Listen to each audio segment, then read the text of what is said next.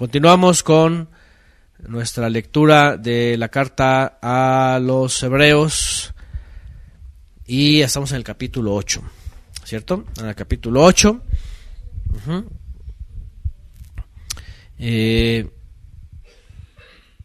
bueno, vamos avanzando a través de este tratado tan profundo y amplio, conocido como la carta a los Hebreos, dentro de la sección de las cartas generales, atribuida por muchos a Shaul de Tarso, por el contenido, por las formas literarias, pero al final de cuentas el contenido no es algo que es exclusivo del autor, por supuesto, no es algo que él se lo está inventando. Hemos estado viendo una y otra vez, y además citando el mismo autor, la profecía de todo eso que se estaba cumpliendo en la época del Mesías y posterior a él, respecto a lo que el Padre ya había dicho, de regresar su presencia, de volver a tomar al pueblo de Israel como un santuario, donde iba a poner su presencia y en donde una ofrenda única, perfecta, se iba a hacer realidad, y entonces el formato antiguo iba a tener su fin. De hecho, en el capítulo 8 que vamos a leer en este Shabbat, inmediatamente dice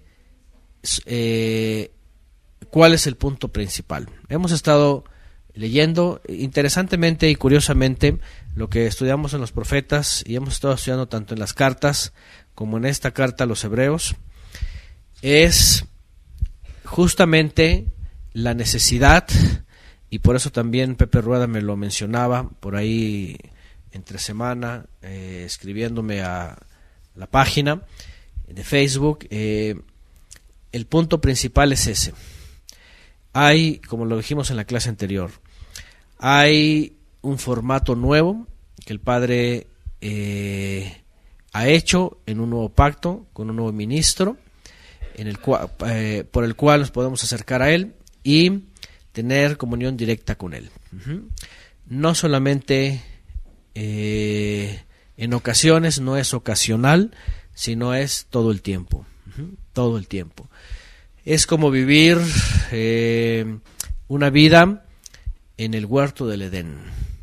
Y es que en el huerto del Edén la presencia divina estaba ahí y el hombre podía gozar de la presencia divina.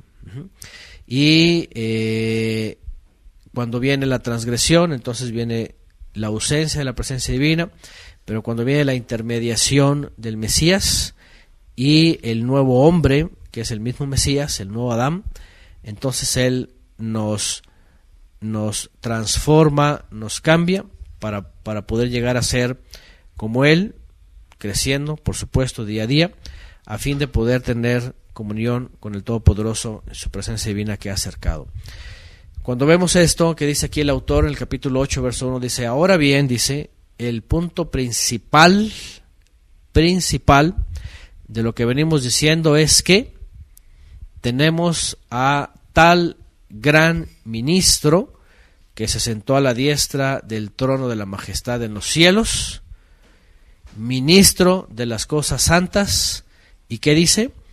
Y de la verdadera tienda o del verdadero santuario, haciendo alusión a lo que viene en la Torá, del verdadero santuario que erigió, que levantó el Adón y no el hombre. Y no el hombre. Y aquí viene esta enseñanza fundamental que los primeros creyentes estaban entendiendo.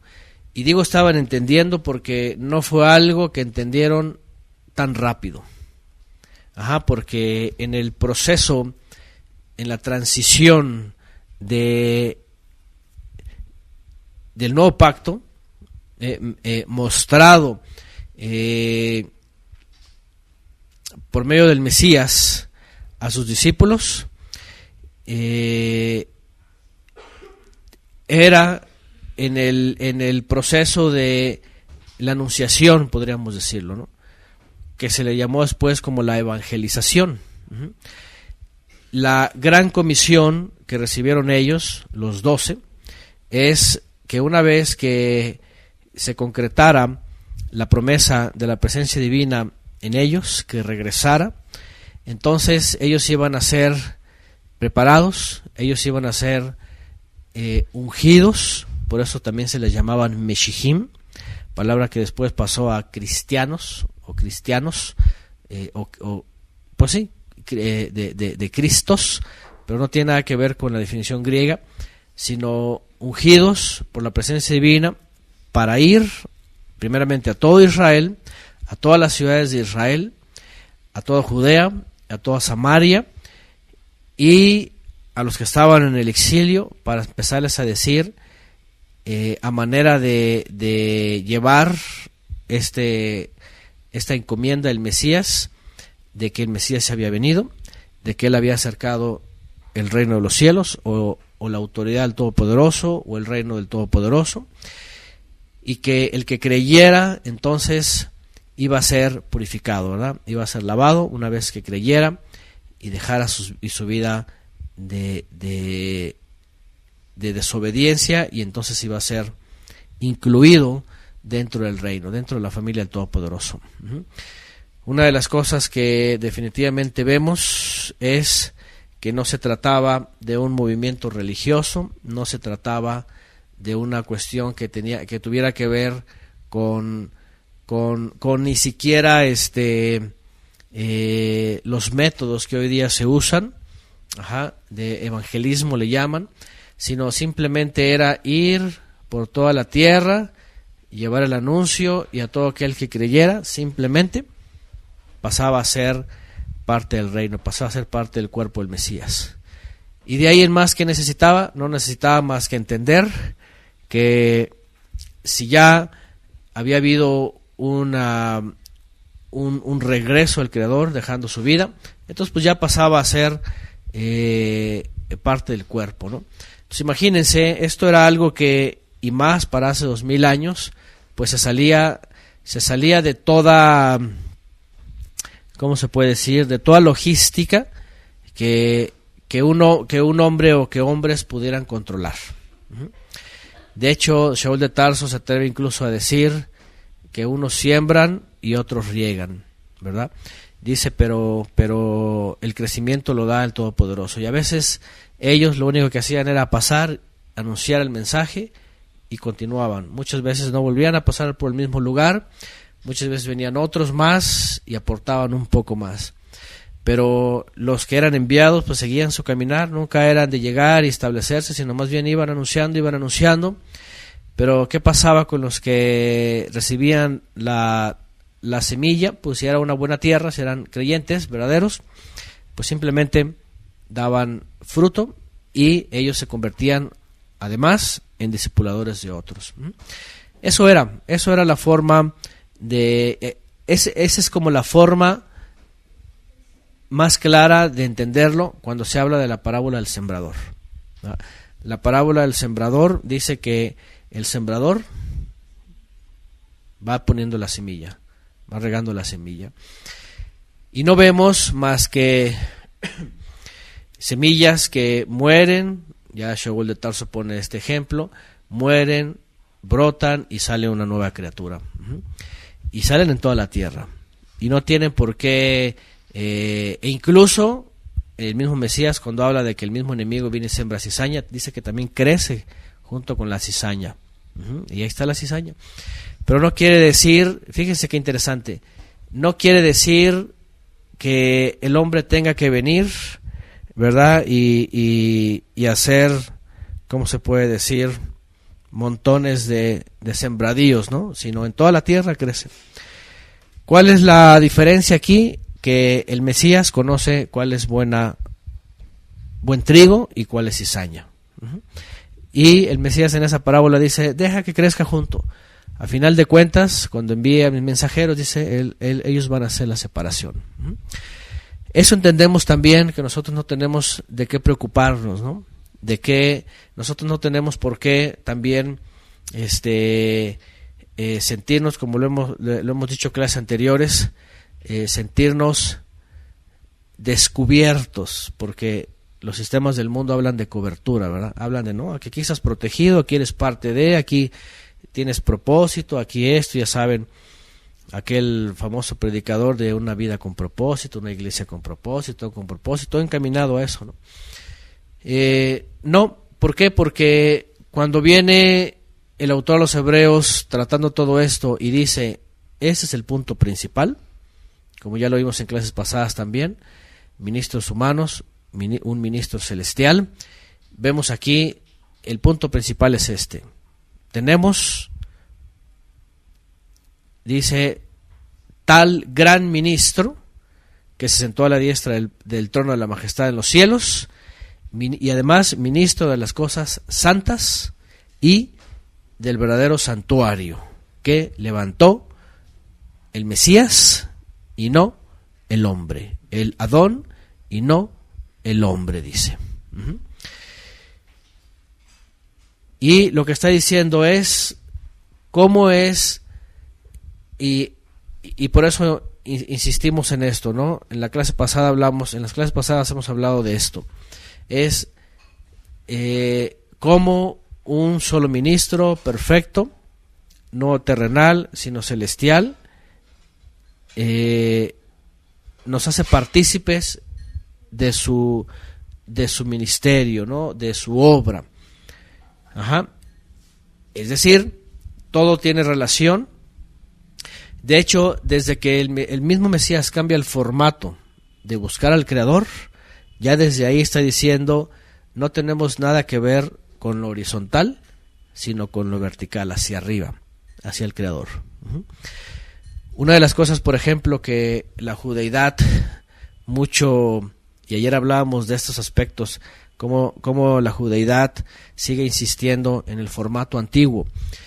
Incluso hoy día muchos mesiánicos, muchos movimientos de estos pro-judíos, pro-Talmud, enseñan que para buscar al Creador, e incluso cuando hacen oraciones o cuando recitan el Shema o estas cosas, dicen, vamos a girarnos hacia donde sale el sol, ¿verdad? Y se ve así, hasta parece medio místico, ¿no? Hacia donde sale el sol. Y de hecho algunos lo hacen en los 4 puntos cardinales, ¿no? Pero el primer movimiento es hacia donde sale el sol. Y entonces empiezan a hacer sus rezos o a recitar el Shema. Y eso está basado en la oración de Salomón, cuando Salomón consagra el templo y hace su oración, y él dice que todos los israelitas suplicaban, y que si oraban mirando hacia ese gran templo, entonces el Eterno iba a ser propicio, iba a escuchar sus oraciones, iba a perdonar a su pueblo, iba a sanar su tierra. Eso se queda como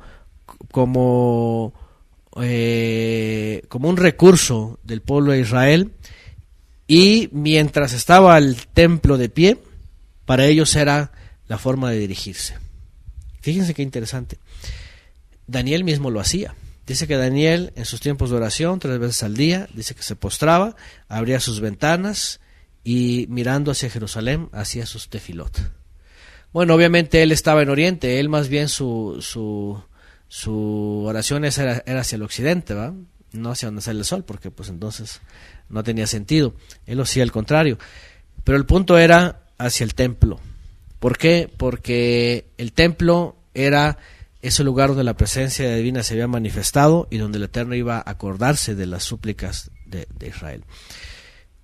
Lo más lamentable es de que en el antiguo formato, aunque tenía su vigencia y tenía su relevancia, cuando viene el Mesías cambia este formato. Y dice, cada vez que oren, dice, cuando ustedes oren al Padre, ¿verdad? Dice, Padre nuestro que estás en los cielos. Ya desde ahí truena con el otro formato, ¿no? Ya no dice orando hacia el templo, orando hacia el lugar santo, no, sino dirigiendo su mirada hacia arriba. Y después agrega orando hacia arriba, hacia el Padre, pero además dice por medio de Él. Él como intercesor. ¿A qué voy con todo esto? Que otra vez el autor, porque el autor va a empezar a hablar aquí y más adelante a decir del formato antiguo. Dice, en el antiguo pacto estaba puesto esto, la mesa, esto, lo otro, era toda una serie de objetos y que el israelita cuando llegaba los conocía y sabía para qué eran cada cosa. Y sabía cómo funcionaban. Y sabía el gran ministro qué es lo que tenía que hacer. Pero en el nuevo formato del Mesías, ¿qué se necesita? ¿Qué se necesita? De todo eso no se necesita nada.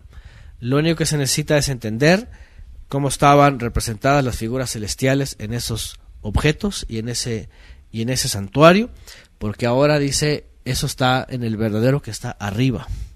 Ajá. Y el Mesías lo es todo.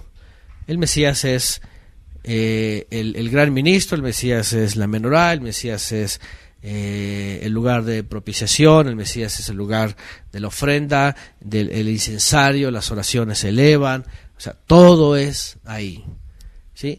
Cuando estoy diciendo esto tenemos que volver a recordar y a entender, y estoy diciendo una y otra vez hasta el cansancio, que los formatos que usan en la tierra están caducados. De hecho, ahorita vamos a citar el texto que ya nos adelantamos en la clase pasada, en donde este formato antiguo dice debería ya estar desaparecido.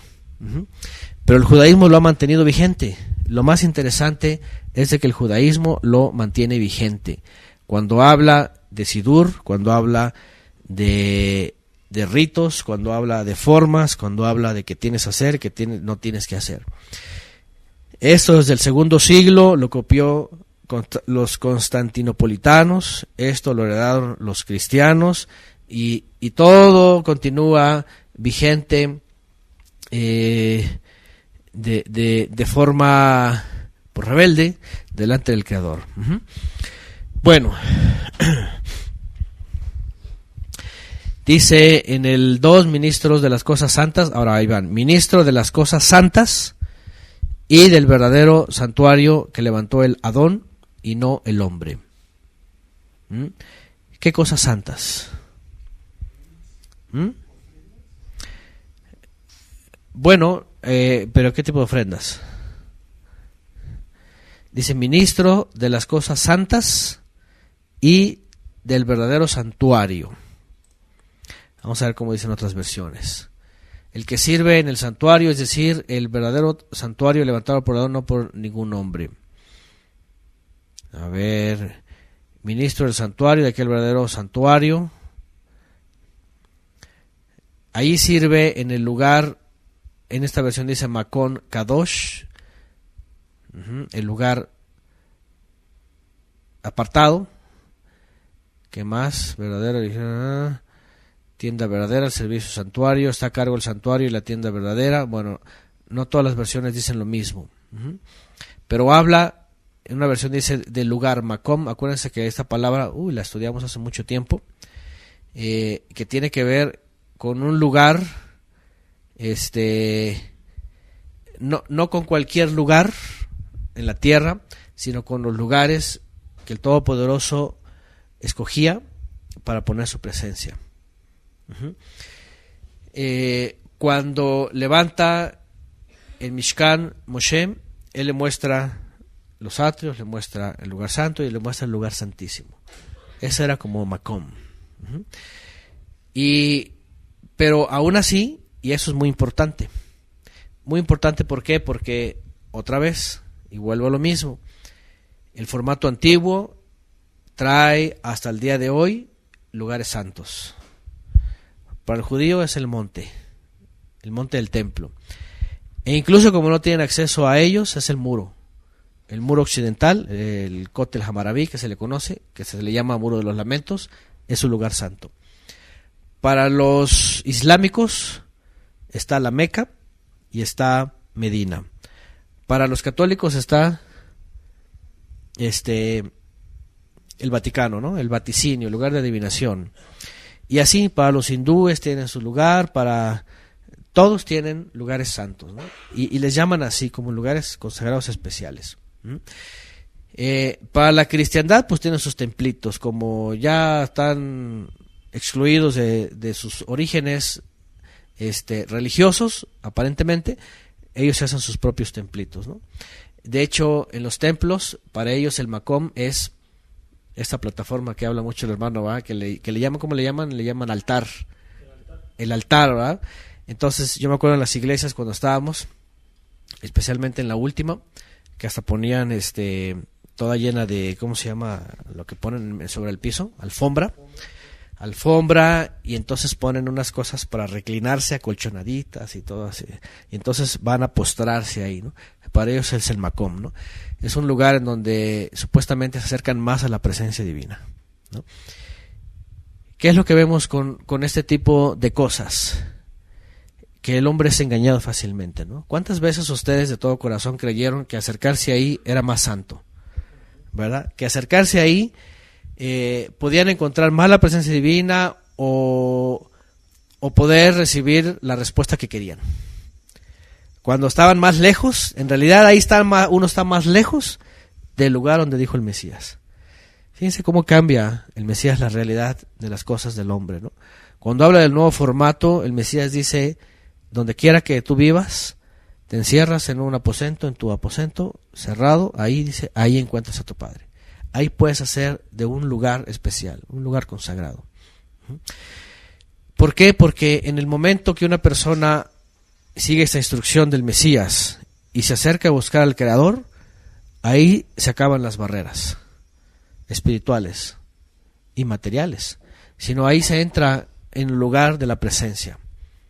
Y puede ser en cualquier lugar, Aquí la diferencia es tener el entendimiento que el Mesías nos dio para acercarnos al Creador. Entonces, todas las cosas santas, dice, ministro de las cosas santas o del lugar santo, es justamente eso. Es el lugar en donde, aunque el Mesías está a la diestra del Padre, cuando la presencia divina, el Padre la acerca, entonces hace que ese lugar de exaltación del Mesías esté cerca de cada creyente. Eso es lo impresionante, fíjense nada más. Eso es lo impresionante, que podamos tener a la mano. Ahora también ya hablamos hace un par de clases que el velo se rompió, el velo se rasgó para que nosotros entráramos. Pero también hablamos que no entrar por entrar, no entrar a lo loco, sino saber cómo entrar, saber cómo acercarnos. Y eso tiene que ver con esto, un ministro celestial del lugar santo al cual tenemos acceso y nosotros lo tenemos cerca, pero tenemos que saber cómo llegar a él. Más adelante lo va a mencionar también. Bueno, dicen por acá, la kipá es Torah, no es kipá, no es Torah, perdón. Gabriela García, 1 Corintios 16, dice, ¿no sabéis que sois templo de Elohim y que el Ruach del Eterno habita en vosotros? Ahí está. En ese momento, cuando Shaul de Tarso menciona esto, lo que está diciendo es, muchas gracias. Lo que está diciendo es, nosotros somos el lugar santo. Y eso es más poderoso, ¿verdad? En el que cree y el que viene por medio del Mesías y la presencia divina viene, se convierte en Makom, en un lugar santo, un lugar consagrado. Por eso les digo yo que cuando hay festividad ya no tenemos un punto específico, podemos, donde quiera que estemos, convocarnos, porque mientras estemos convocados en el Mesías, ahí está el lugar apartado. Ese lugar es apartado. Por eso también aquello que el Shabbat anterior dijo el hermano Juan Carlos López, de una oración que yo hacía sobre nuestros hogares y nuestros santuarios, es eso. En el momento donde estamos y con los que estamos, y si hay más de dos, todavía más, en un momento de convocación, dice, ahí está la presencia. El Mesías lo ha hecho posible. Ese es Macón. Ese es el lugar santo. Entonces, bueno, por favor no se distraigan ahí con asuntos que ahorita no estamos hablando de eso, para que no vayan a empezar ahí con cuestiones y no voy a tener que pausar el chat. Entonces vamos a dejar esas cosas, por favor, en el chat, si no, al rato van a estar todos distraídos ahí peleándose con la kipá. Ya están acá preguntando sobre la kipá y todo eso, entonces vamos a dejar eso, por favor. Bien. 3. Vean el verso 3.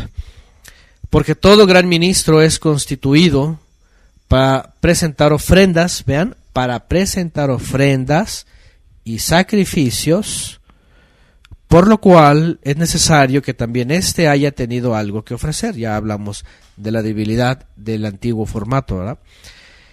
Pero si estuviera en la tierra, dice, hablando el Mesías, no sería ministro en manera alguna, habiendo aún quienes siguen presentando ofrendas según la ley, la instrucción. Y otra vez, cuando hablamos de esta ley, acuérdense de la ley de los corbanot, la ley que tiene que ver con el templo y la intermediación, la reconciliación por medio de los ministros levitas. El autor obviamente está hablando de las diferencias, cómo es el gran ministerio del Mesías y cómo es el ministerio terrenal.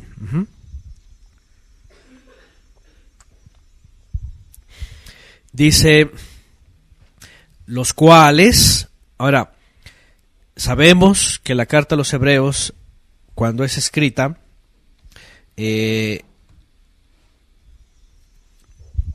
escrita en un tiempo en donde todavía el templo estaba de pie, estaba vigente el sacerdocio, estaban trabajando los levitas, era parte de la vida de Israel, y aquí no lo está negando. Lo más interesante es de que el autor no lo está negando. El autor de los hebreos está diciendo, aquí hay dos ministros, uno arriba y otros están abajo, y abajo siguen su oficio según la ley. Sin embargo, el autor va a llegar un momento a decir que esto es transitorio, ¿sí? Y aquí es justamente donde dice, en el 5, esto que todavía está siendo vigente aquí abajo en la tierra, de lo cual el Mesías no puede ser ministro aquí abajo, porque no puede ser aquí abajo, dice, porque aquí abajo ya los hay, son los levitas. Pero no está diciendo el autor que mientras haya tierra y haya aquí abajo e incluso haya templo, no significa que continúen, sino que en el verso 5 es clave, porque dice que aunque en aquella época continuaban y estaban de pie, todavía no había sido destruido. Dice, son figura. El verso 5 claramente dice, lo que está acá abajo, dice, son figura y sombra de las cosas celestiales. Como le fue advertido a Moisés cuando estaba por terminar el santuario, se le dijo, mira, le dice, haz todas las cosas según el modelo que te fue mostrado en el monte. Cuando estudiamos en Éxodo 25 el mandamiento para construir el Mishkan y todos los utensilios, todos los objetos, todos los materiales que se iban a usar, estudiamos esta parte importante que aquí es revelada también. La carta a los hebreos es el lugar en donde se repite este acontecimiento asombroso, donde Moisés sube al monte y ve una especie de tecnología hiperavanzada, ¿verdad? Y ya me imagino a Moisés, viendo una especie de holograma así iluminado, celestial, y que el Creador le dice, obsérvalo bien, dice, lo vas a hacer tal cual. Yo no sé si Moisés en esa visión, imagínense que se abre el espectro humano, se queda abajo y entra en esta visión y a lo mejor empieza a recorrer el santuario, ¿eh? Empieza a caminar y empieza a ver todo eso, ¿no? Luminoso. Y seguramente entra al lugar santísimo, ve el arca del pacto, es algo. Y no solo eso, imagínense nada más la memoria que hay que tener para grabárselo. La capacidad de retención. Míralo con detalle porque tal cual está lo vas a hacer. Imagínense, ¿no? Ahí no tenía de que tómale video y saca tu cámara fotográfica, va, y saca tu celular y tómale fotos para que veas, ¿no? O dame los planos, ¿no? Así para tener las medidas. Obviamente fue algo milagroso que el Eterno le muestra y lo graba en su mente y él lo retiene. Y 7D, dice Enrique Vera, no era 3D ni 4, era 7D, dice.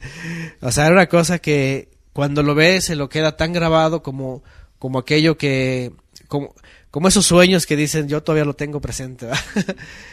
Entonces, lo más maravilloso es eso, que desde Éxodo, desde el momento que está en el monte, en las formas más rudimentarias, ya desde ahí el Eterno está mostrando que lo que se va a hacer en la tierra es figura de lo celestial. Sí, pues ahí en el 5:8, como usted lo había mencionado, que dice que harán un santuario para mí y habitaré en medio de ellos, conforme a todo lo que yo te muestre, el diseño del tabernáculo y el diseño de todos sus utensilios. Ajá, exactamente, Éxodo 25:8 justamente menciona eso, ¿no? Es decir, no le dice a Moisés, a ver Moisés, pues invéntatelo, o a ver cómo le haces, ¿no? Constrúyeme algo para mí, como te guste o como te imagines. No, o sea, es algo celestial, es algo que ya está arriba y que tiene todo un propósito y que no hay absolutamente nada que no signifique algo. Todo, cada cosa, cada rincón, cada figura, cada lugar, cada objeto tiene un propósito celestial, las cosas santas. Ajá. La menorá no solamente era una menorá de oro que a lo mejor los babilonios codiciaron cuando la vieron, ¿verdad? Sino significaba algo, el oro, las 7 lámparas, todo significaba algo, la luz, el aceite extra virgen, todo eso significaba, todo significaba algo. Entonces era sombra, por eso lo dice muy claramente, eran figura y sombra.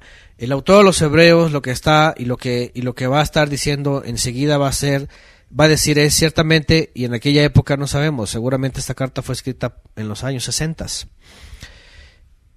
antes del 68, seguramente, porque ya el 68 viene el sitio romano y el 70 es destruido el templo. Pero a principios de los 60, seguramente cuando escribe esta carta, seguía en pie el templo y él no niega que esté el servicio ahí, no niega que haya levitas ministrando ahí. Incluso Shaul de Tarso dice que cuando llega uno de sus viajes va al templo, dice, y cumple su voto, se corta el pelo y hace sus sacrificios, según el voto, y se lleva a otros. Entonces, mientras seguía ahí, pero estaban entendiendo que eso iba a quedar poco a poco en desuso, hasta que finalmente sin templo se iba a acabar. Pero, aunque el autor de los Hebreos aquí estaba confirmando que todavía seguía de pie el templo, y que todavía había esperanza judía, y que todavía había servicio levita, dice, al final de cuentas, era figura y sombra de las cosas celestiales. Como le fue advertido a Moisés, ahí está Éxodo 25:8, cuando estaba por terminar el santuario, mira, le dice, haz las cosas según el modelo que te fue mostrado en el monte. Y dice en el verso 6, pero ahora ha obtenido un ministerio aún superior, por cuanto también es mediador de un mejor pacto, el cual está basado sobre mejores promesas. Y esto lo hemos estado diciendo una y otra vez, es muy importante que todo creyente en Yeshua, número uno, que ya se ha olvidado, que ya ha dejado el formato teológico romano de los templos, de los ministros terrenales, de los ungidos, de los pastores, de los apóstoles, de todas esas cosas, no se vaya y se meta en el otro formato mesiánico, judío-mesiánico, ¿no? ¿Por qué? Porque ellos todavía conservan, queriendo o no queriendo, por ignorancia o a lo mejor porque creen que es la forma, porque no han entendido la escritura, porque no han hecho uso de toda la información que está en la escritura, lamentablemente todavía siguen en el mismo formato antiguo, de una u otra forma. Uh-huh. Y peor porque en la gran mayoría de esos lugares quieren traer de regreso el pacto antiguo en otro templo futuro y las promesas antiguas según el pacto antiguo, que era la tierra prometida. Entonces, evidentemente todo eso es anti-Mesías. Fíjense nada más quiénes son los anticristos, ¿no? De entrada, que mucho ya critican que el anticristo, pues ellos se convierten en anticristos cuando empiezan a hablar de todo este formato otra vez en un futuro, ¿no? Entonces, sombra y figura, y además el Mesías como teniendo un servicio superior, y dice, por cuanto también es mediador de un mejor pacto.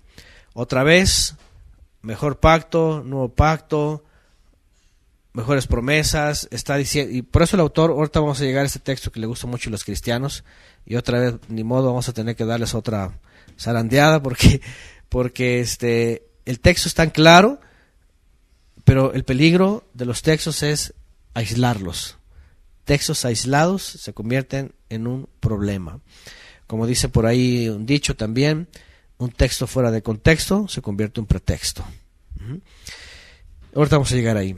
Pero bueno, por ahora dice entonces un servicio superior por cuanto está en los cielos, un mediador de un mejor pacto, ya dijimos, por cuanto no es con sangre ajena, sino con sangre propia, y siendo el justo, y el cual está basado sobre mejores promesas.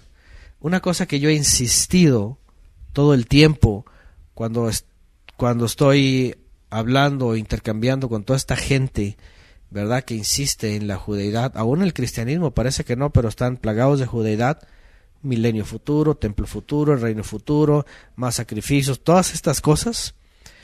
Una de las cosas que estoy menciona es esto. La promesa en el Mesías, dicha por él mismo en los evangelios: en la casa de mi padre muchas moradas, voy para allá a preparar lugar para que donde yo esté, vosotros estéis. O sea, no es posible que la puedan invalidar, anular, dejarla por un lado, no es posible. Es algo inadmisible. Si él ya lo dijo y lo dejó muy claro, incluso cuando dice que cuando él regrese va a ocurrir todo eso y vamos hacia el Padre, o sea, es inadmisible que la gente que dice que cree en el Mesías y que incluso son muy toraíticos y muy bíblicos y muy lo que sea, o muy hebreos o muy lo que sea, no pongan atención en estas claras palabras, aunque son breves, son claras, que un mejor pacto, y que es el nuevo pacto, tiene promesas diferentes. Tiene promesas diferentes, y son mejores también, porque son celestiales. Entonces es muy importante que esto lo tengamos siempre presente, y siempre lo primero que le digamos a toda esa gente es: a ver, ¿estás esperando en el antiguo pacto con las promesas pasadas terrenales? Porque eso es ridículo. Tenemos que, si estamos en el nuevo pacto, pues pensar en las mejores promesas, que son las celestiales. Eso es muy claro. Entonces, dice además, porque si aquel primero hubiera sido sin defecto, ya hemos hablado de esto, no se hubiera procurado lugar para el segundo. Y eso también es muy claro, ¿no? Si no hubiera sido sin defecto, pues qué necesidad de un nuevo pacto, todo hubiera estado perfecto. Pero como tenía un defecto, el cual eran ministros terrenales imperfectos, entonces daba lugar a algo mejor. Eso es algo que también el Eterno lo muestra muy claramente en muchos aspectos, ¿no? En muchos aspectos, en toda la historia, en la misma. Es más, los mismos seres humanos están sometidos a este tipo de lineamiento. Por ejemplo, en el caso de los equipos celulares, ¿no? ¿Qué empresa hace su equipo celular? Te dice: este es el perfecto, no vas a ocupar otro más. Ninguna. De entrada, porque ni lo pueden hacer, y además porque no es negocio. ¿Ah? ¿Por qué? Porque te lo venden y te lo tienen que hacer obsoleto 3, 4, 5 años. Si no es por el equipo, es por el sistema. Entonces, lo que estamos viendo es de que cuando vemos estas cosas, el mismo ser humano está dando lugar a cosas mejores en el futuro. Es decir, eso es algo que el ser humano lo entiende muy bien. Imagínense cuando el creyente no puede entender esto, que aquel pacto antiguo, y sobre todo en el judaísmo, ¿no? Sobre todo en el judaísmo, creer que si aquello no les funcionó por tantos siglos, ¿cómo volverlo a traer? Es como aquel dicho de creo que fue el de las bombillas, ¿no? Cuando estaba trabajando con este asunto, que decía: es que no puedo estar haciendo lo mismo y querer tener resultados diferentes. Entonces tengo que cambiar la fórmula. Entonces, cuando cambia la fórmula, entonces tiene que tener resultados diferentes hasta que le pega al punto, ¿no? Y es lo mismo, como el ser humano terrenal, aún siendo religioso y dominando supuestamente las cosas de su religión, puede estar pensando en volver a tener un formato que no ha funcionado. Lo mismo digo en toda la cristiandad. En toda la cristiandad, que la mayoría es dispensacionalista, la pregunta es, ¿cómo, si están predicando en todo el mundo un nuevo pacto, en Cristo le llaman ellos, cómo insisten en volver a tener un formato en el futuro? Que no funcionó. No funcionó. Bueno, eso tiene que ver con lo que está diciendo aquí el autor. Dice por aquí Jimena Arce, los enemigos del Mesías, los que, entre comillas, que solo piensan en lo terrenal, más nuestra ciudadanía está en los cielos, donde también esperamos a nuestro Salvador. Y claro, también Shaul de Tarso, por ejemplo, lo dice aquí en Filipenses 3, 19 al 20. Lo dice obviamente Mashiach en los evangelios, lo dice Shaul de Tarso, lo dice Pedro también, somos piedras vivas. Pedro también lo dice, esperamos según sus promesas. Y aquí también, cuando lleguemos a Pedro, a su segunda carta de Pedro, él dice claramente, esperamos según sus promesas, cielos nuevos y tierra nueva. No dice, esperamos según sus promesas, volver a la tierra, pues él estaba en la tierra, ni modo que dijera volver a la tierra, va a decir, pues yo estoy en la tierra, ¿no? O no decía ser restaurados en la tierra y todas las cosas judías, no, sino cielos nuevos y tierra nueva. Y agrega aquí también Jimena Arce el texto, el cual transformará el cuerpo de la humillación nuestra para que sea semejante al cuerpo suyo, celestial, un cuerpo diferente. Bueno, un mediador de un mejor pacto, el cual está basado en mejores promesas. 7. Porque si aquel primero, ya leímos esto, hubiera sido sin defecto, no se hubiera dado lugar al segundo. Otra vez, el Eterno claramente le dice al hombre, así como tú esperas tener algo mejor más adelante, aunque finalmente lo que hace el hombre no es eterno y no es perfecto, el Eterno sí estaba diciendo, estoy dando lugar a lo perfecto. Dice en el 8, porque reprochándolos o reprochándoles dice, aquí vienen días, dice el Eterno, en que estableceré para la casa de Israel y para la casa de Judá un nuevo pacto. Esto es, sin duda, Jeremías 31, si no me lo recuerdo, 31, se habla del nuevo pacto, se establece claramente, obviamente, y como lo hemos visto, definitivamente es algo que iba a ser solamente con Israel, el reino del norte, el reino del sur, después de su pecado, después de todo lo que hicieron, el exilio, el retorno, el castigo 7 veces, iba el Creador a ser propicio con ellos y sí denunciarles que invalidaron el pacto antiguo, pero que iba a ser uno nuevo, eso todo ya lo sabemos. Pero el punto importante aquí es, otra vez, y fíjense nada más, ya hemos dicho antes cómo en la cristiandad también se han colectivamente todos equivocado, porque todos predican el nuevo pacto, pero cuando eres muy concreto y le dices, a ver, ¿pero en qué consiste el nuevo pacto? No te saben decir más que Cristo murió por nosotros y ya somos salvos, ¿no? Ok, pero ¿cómo se lleva a cabo esa transacción, ¿no? Él muere por ti, pero ¿tú qué haces por esa muerte, ¿no? Recibirlo en el corazón. Dicen ellos, recibirlo en el corazón. El católico me lo como en una hostia, ¿eh? Y ya hice el pacto, ya hice la misa. Entonces, gracias Enrique Vera y Mario Ayala. Aquí está justamente Jeremías 31:31. Viene un tiempo, declara el Eterno, cuando haré una nueva alianza con la casa de Israel, con la casa de Judá. Ciertamente, ahí está también. Vienen días eternos, cuales haré un nuevo pacto. Ya sabemos, ya lo hemos dicho antes, que el cristiano lamentablemente se equivoca ampliamente cuando predica un evangelio diferente. Sí habla del Cristo y que murió por tus pecados y todo esto, pero no está trayendo el pacto como es.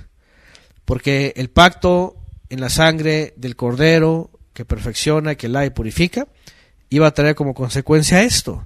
Si la reprensión en la antigüedad es, rompiste mi pacto, dejaste mis leyes, pues en el nuevo pacto es, ya no te voy a dar mis mandamientos en tablas de piedra, sino las voy a escribir en tu vida, para que entonces las empieces a hacer. Y eso es lo que vemos, eso es lo que se le pasa al cristiano todo el tiempo. Vienen días, dice el Eterno, que yo haré una nueva alianza. Dice, estableceré mi pacto con la casa de Israel y para la casa de Judá un nuevo pacto, no como el pacto que hice con sus antepasados, el día que los tomé de la mano para sacarlos de la tierra de Mizraim, de Egipto, porque ellos, dice, no permanecieron fieles en mi pacto. Y yo me desentendí de ellos, dice el Eterno. Por lo cual, este es el pacto que haré con la casa de Israel después de aquellos días, dice el Eterno. Pondré mis leyes en su mente y las escribiré en su corazón. Y les seré por todopoderoso y ellos me serán por pueblo. Verso 10. Vamos a tenernos primero aquí en una primera parte, luego nos vamos a la siguiente que también es importante. ¿Qué significa esto? A la cristiandad y nosotros como ex cristianos tuvimos que entender esto. Tuvimos que entender y tuvimos que vaciar nuestra mente no solamente de el entendimiento que teníamos sobre estos textos, sino de toda la doctrina, de toda la enseñanza, de toda la liturgia, de todos los conceptos, de toda esta información que se nos había metido por la cristiandad, de que éramos evangélicos. De hecho, hasta ahí viene la palabra evangelión, viene buena nueva, de hablar del nuevo pacto. Pero es como si alguien dijera, es como y aquí por eso hemos hablado mucho de la disonancia cognitiva, ¿verdad? Dos ideas que se repelen, pero que alguien las maneja como si fueran ambas de su propia vida, ¿no? Pero las dos chocan, ¿no? Ejemplo, mucho se critica, por ejemplo, de varios mandatarios, dizque comunistas, socialistas, yo que sé, antimaterialistas. El caso de Hugo Chávez, el caso de este otro Maduro, el caso de los Castro, el caso de otros más que supuestamente van en contra del capitalismo, pero sus propias vidas están llenas de capitalismo, ¿no? O sea, sus propias vidas están llenas de ostenticidad. Dicen algunos, a mí no me consta, pero lo que dicen es eso, ¿no?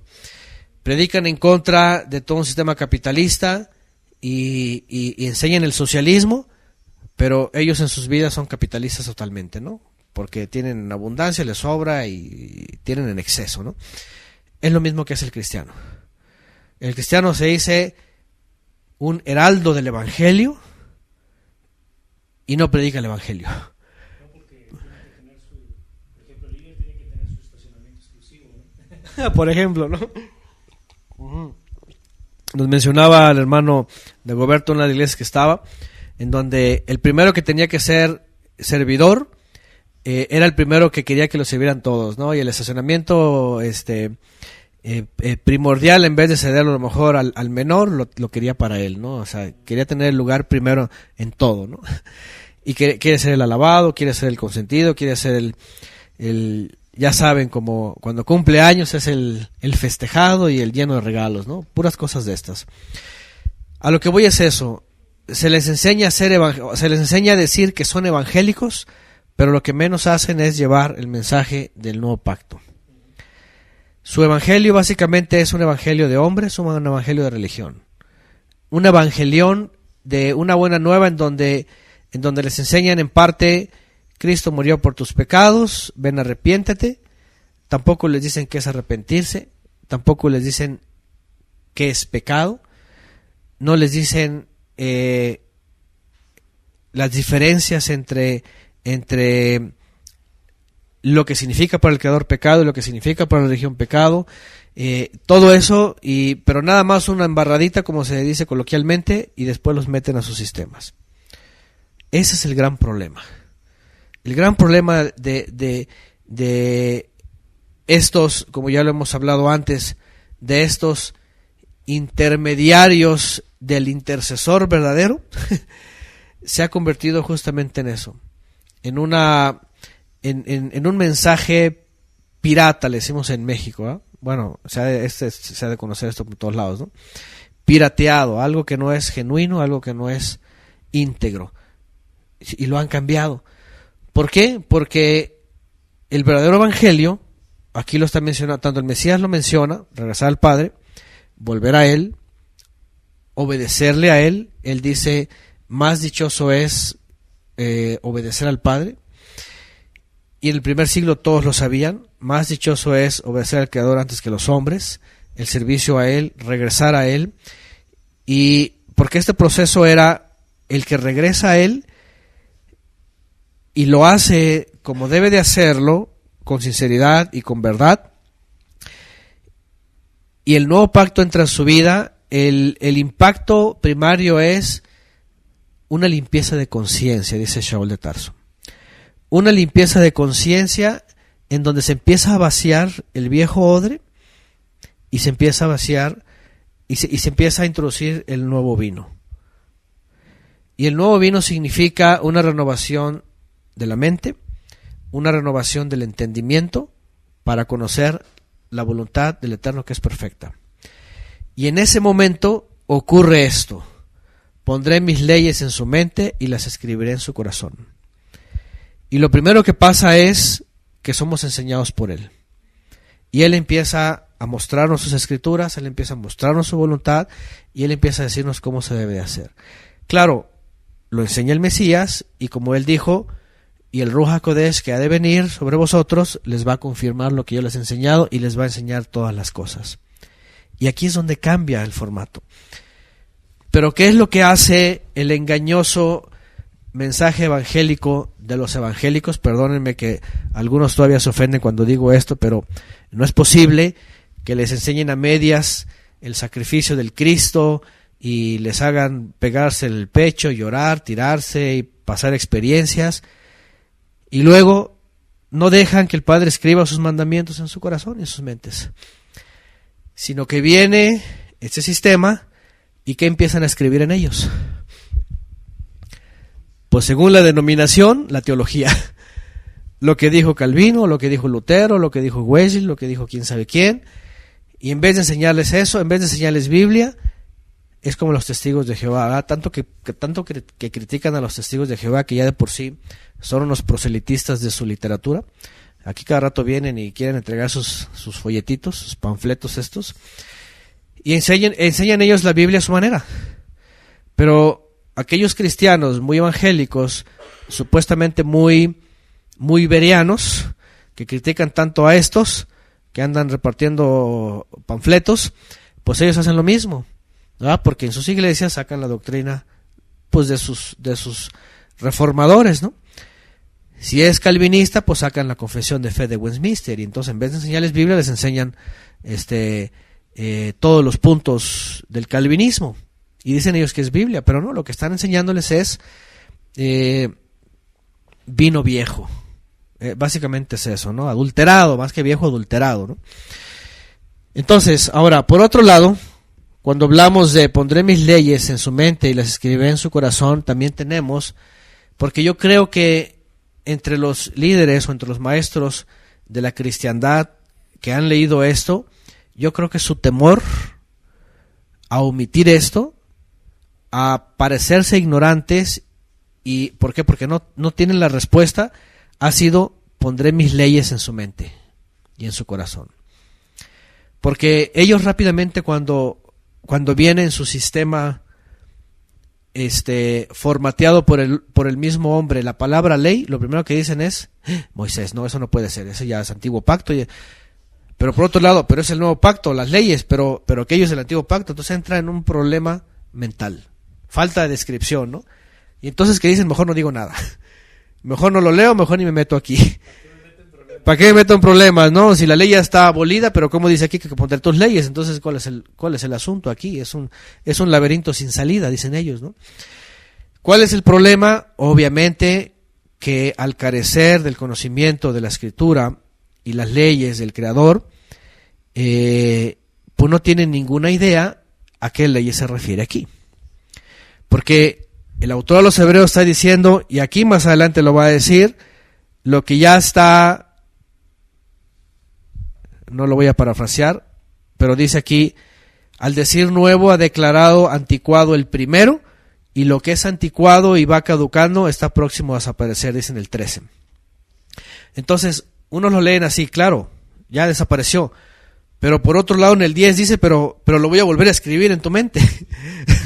Entonces entra así como un shock, y entonces como que ya no hay salida y cortocircuito. Dice, a lo mejor vamos a hablar de la prosperidad. y terminan hablando de la prosperidad, ¿no? Que es lo que más gusta, ¿no? Eso sí pega y esas cosas, ¿verdad? De la declaración positiva y todo eso. Bueno, solución para todos aquellos que tienen enredos. No está diciendo que el nuevo pacto es escribirte lo que está declarando como anticuado para que de pronto desaparezca, porque es una locura eso. Lo que está diciendo es, el Eterno entregó leyes al pueblo de Israel. En la Torah se conocen como mitzvot. Mitzvot que se traducen como mandamientos o mandatos, comandos. Pero esos mandatos tienen varias columnas. Los mandatos están construidos por varias columnas, que son ciertamente leyes, son juicios, son sentencias, y la palabra edot, que viene de edad, se traducen como testimonios, o que tiene que ver con actos. Entonces, para que no se me confunda toda esta gente y leen aquí algo como incongruente y pregunten, ¿pero de qué leyes está hablando? Número 1, la palabra ley no tiene nada que ver con cuestiones mosaicas, impuestas y farisaicas. La palabra Torah, ley, Torah, instrucción, tiene que ver con cualquier cantidad de instrucciones, pero que no exclusivamente tiene que ver con el templo y con los sacrificios. Es decir, el hecho de decir no tendrás dioses ajenos es una instrucción, es una ley. Aunque suene pesada, es una instrucción, pero más bien es un requisito del Creador. Entonces, ¿qué tipo de leyes son las que se va a escribir? Son todas aquellas que tienen que ver con una relación con el Creador, moralmente, espiritualmente, éticamente, etcétera. Es decir, son instrucciones, son mandamientos de vida que tienen que ver con la moral, la ética, la educación, el amor al prójimo, la misericordia, la empatía, la ayuda. Es decir, son cuestiones que incluso hasta el mismo mundo conoce y que a veces llega a hacer y no sabe que está cumpliendo leyes. Pero las hacen porque el Eterno también ha puesto una ley moral en las personas, ¿no? Pero para el creyente no solamente es lo que creo que está bien, sino además lo que él además añade para el creyente, ¿no? Porque hoy día, sobre todo en la sociedad, en todas las sociedades, por ejemplo, viven por ejemplo, una ley moral, por decirlo, de ayudar al prójimo. Por decirlo, ¿no? Todos de una u otra forma tienen esa ley moral, ayudar o no dañarlo. Y eso está bien. Pero ¿qué tal otras instrucciones, por ejemplo, que muchos han dejado a un lado y que son del Creador, como en el caso de las leyes alimenticias, ¿no? Son instrucciones de vida para un cuerpo sano. Qué irónico que allá afuera mucha gente está predicando lo de los griegos, ¿no? Cuerpo sano y mente sana, ¿no? Y estas cosas, ¿no? Y hoy día está de moda mucho esto del naturismo y quién sabe cuántas cosas y todo eso. Pero de pronto no se dan cuenta que la misma instrucción, estos mandamientos, ha dado, por ejemplo, una forma sabia y sana de comer. Es decir, cuando se habla de pondré mis leyes en su mente y las escribiré en su corazón, es todo aquello que el Eterno preparó de antemano para que nosotros fuésemos beneficiados. En la medida que yo recibo esas leyes en mi mente y en mi corazón, entonces empieza a cambiar mi estilo de vida y empiezo a tener un beneficio. Y no solamente eso, sino además empiezo a tener una conciencia más amplia, no solamente de mi vida y de lo que hago, sino del tiempo, de la historia, de la profecía y de las cosas que han pasado con el Mesías, ¿no? Entonces, y de hecho hemos hablado de esto. Una de las formas de poder conocer que alguien realmente está siendo un libro donde se están escribiendo los mandamientos del Eterno es justamente cuando está obedeciendo estos. Por eso vuelvo a decir, aquel sistema que salen como evangélicos a llevar el supuesto nuevo pacto, lo único que muestran es más bien una alteración del nuevo pacto que tiene como producto escribir lo que los hombres quieren en los feligreses. ¿Sí? Si ponemos de ejemplo el catolicismo, y pareciera que no, y pareciera que los católicos son los más ignorantes, pero tú les dices algo y luego se van con su iglesia. No, es que la Santa Iglesia, no es que el Papa, es que el sacerdote dijo, y todo lo relacionan a ellos, ¿no? Los ven que se mueven en los días, en las fechas, ahora que de estos de los muertos, ahí están todos, fieles. Y los fieles muertos son más fieles los vivos, ¿verdad? Para los muertos fieles en no levantarse, ¿verdad? Pero ahí están los vivos bien fieles. ¿Ah? Entonces la pregunta es, a ver, y se supone que están evangelizados, y se supone que el Papa es el gran apóstol, ¿verdad? Del Cristo, hasta el sustituto. Y así sirve el ejemplo para todos los demás sistemas. La pregunta es, ¿cómo? Si el nuevo pacto implica que la voluntad del Padre en sus mandamientos de santidad, de educación, de ética, de moral al prójimo, de misericordia, de todo esto, van a ser escritos para que todos vivan así, y resulta que no. Resulta que les han formateado diferente y la ejecución de sus vidas obedece a sistemas. Ir el domingo, hacer lo que dice el pastor, va a haber evangelismo explosivo, va a haber quién sabe qué, va a haber jornada, va a haber cruzada, va a haber concierto, y se convierte en vez de escribir los mandamientos del Creador en las personas para que vivan correctamente, entonces los hombres escriben activismo, religiosidad y a veces hasta fanatismo. Y entonces empiezan a hacer sus propios formatos. Bueno. Otra vez, por lo cual este es el pacto que haré. Ahora, de entrada, o también ya lo hemos dicho, el nuevo pacto, lo que está tratando el Creador en todos los profetas es un trato con el pueblo de Israel. Ciertamente, déjenme decirles algo, en el mesianismo y en el efraimismo, por otro lado, resulta que se basan a este texto y a Jeremías 31:31, en donde dicen ellos, oye, espérame, es que el pacto nuevo era para ellos, no para los gentiles. Y luego salen con sus locuras de que nosotros qué tenemos que ver con eso, es para puros judíos, o es para puros efraimitas, ¿verdad? En el caso del efraimismo, ¿cómo le podríamos llamar? Es que hay un movimiento efraimita donde dice, no, la Torah no es para ningún gentil ni para todos los cristianos, dicen ellos. Dicen, es para los efraimitas perdidos entre los cristianos, pero no todos son. Entonces se vuelven como exclusivistas y dicen, no, nada más es para los que son efraimitas, pero para el resto de los paganos, dice, para ellos en el milenio se les va a enseñar. Salen con esas cosas, ¿no?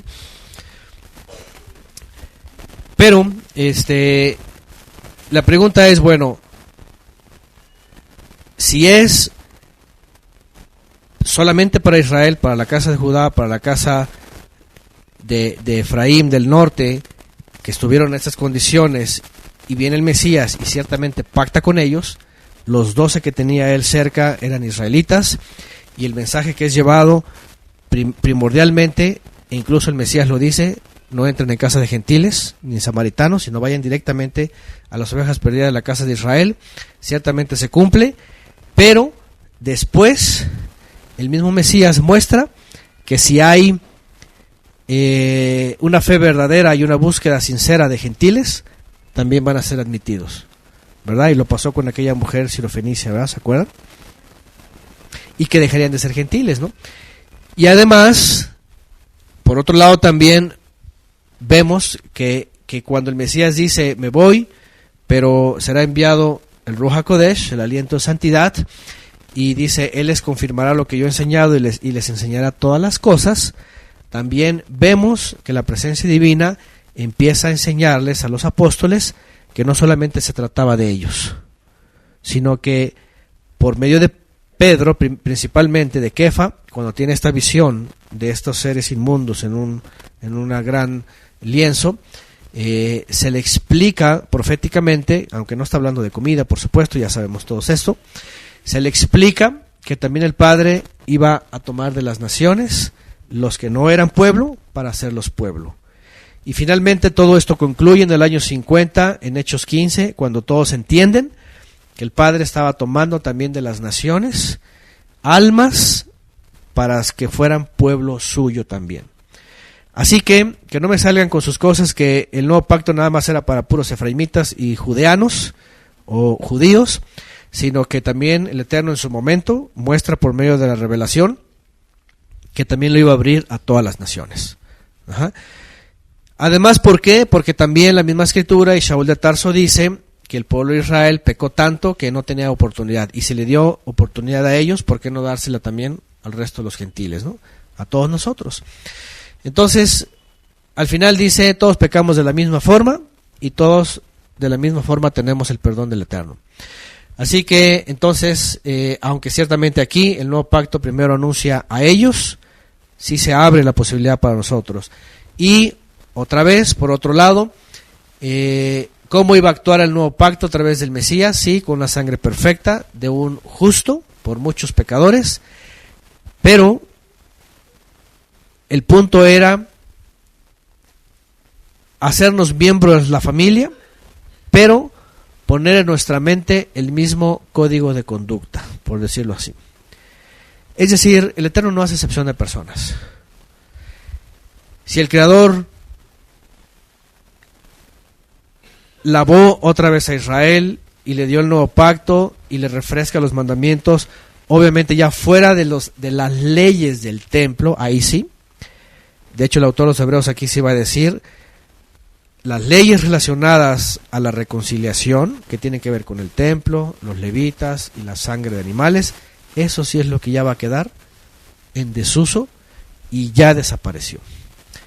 Lo que no queda en desuso son estas leyes que ponen la mente y el corazón, que son de ética, moral, santidad, educación, amor al prójimo, misericordia, justicia. Todo eso más bien es puesto en nuestra mente para que lo hagamos. Y entonces, ¿y cuál es el resultado o cuál es el beneficio de esto? Dice, pondré mis leyes en su mente, las escribiré en su corazón y les seré por Elohim. Y ellos me serán por pueblo. Es decir, aquel discurso en muchos lugares en donde dice, hasta hay un canto, ¿verdad? Me acuerdo hace tiempo en las iglesias, somos el pueblo de Dios, somos no sé qué, ¿verdad? Llamados para, y quién sabe qué, tantas cosas, ¿no? ¿Quién puede decir que es pueblo del Todopoderoso? ¿Quién puede? De entrada nadie lo puede decir nada más por decirlo. No porque se los enseñen en lugares, significa que lo van a hacer. Eso es algo muy importante. No porque se lo declaren en sus lugares, significa que lo van a hacer. Porque, según la Escritura, pueblo del Todopoderoso, aquí dice, Él será Elohim para ellos y ellos serán su pueblo. Son aquellos que por medio del nuevo pacto y con mejores promesas reciben la voluntad del Todopoderoso para andar en sus mandamientos.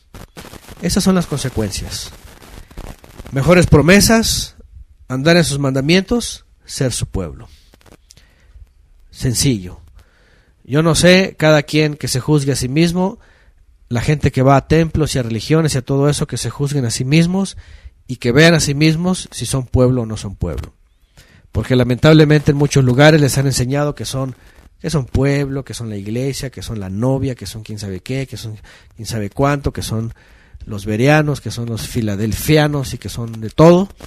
Pero a la hora de la hora, cuando ven las características, dices, oye, pues no son nada. Lo único que son miembros de tal sistema, ¿verdad?